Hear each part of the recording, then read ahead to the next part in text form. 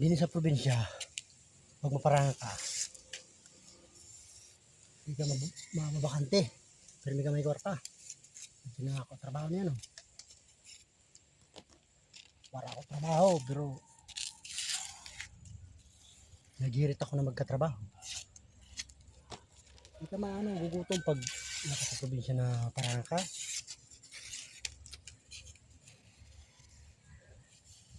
Sigurado magpermani mo din siya. Sigurado nyo. Yan. Umurot ka pili. Gagos ng silhig. Piling siya man yun. Marangal man yun. Kay, sabi nila, tinawan ako nila kay. Mas kinano ko na ako umaninin. Kuan. Pero, kada ni isang sinikay. Para kasi agrabyado na tao. Ito niya. Bada. Legal. Trabaho. Para kasi problema kasi naghag na may kontra sa imo. Basta pagkatapos mo, ikay mo man mo kuan pinagyagusan kay siyempre at sa dire nailit lang sa imo kung halimbawa bayaan mo lang nimo ginagusan pero bisayo na nimo kuan pinagkuwasan mga silhig yung nagtari pa like man basta like lang okay sa ako yun so nadaan sa ako yun askuta ko na sa imo na naginguha na magkamay income dito sa pagbablog para ako na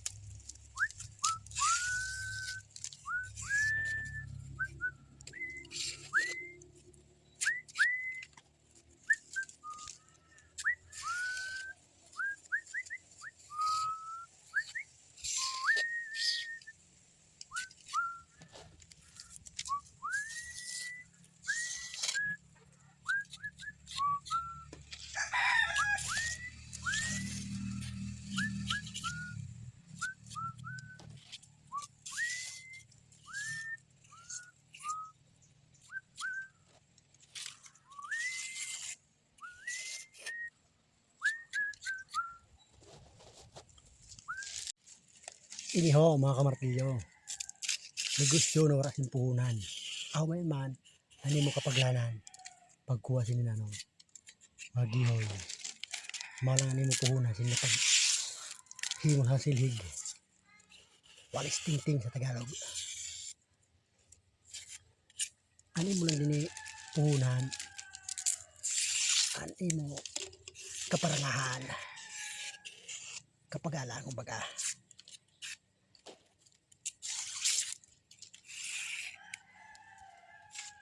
Walis ting-ting mga kamartilyo.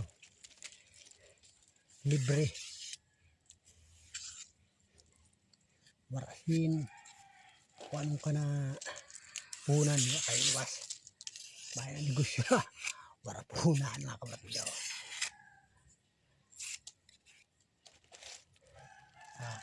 Kung sino mga bakal doon.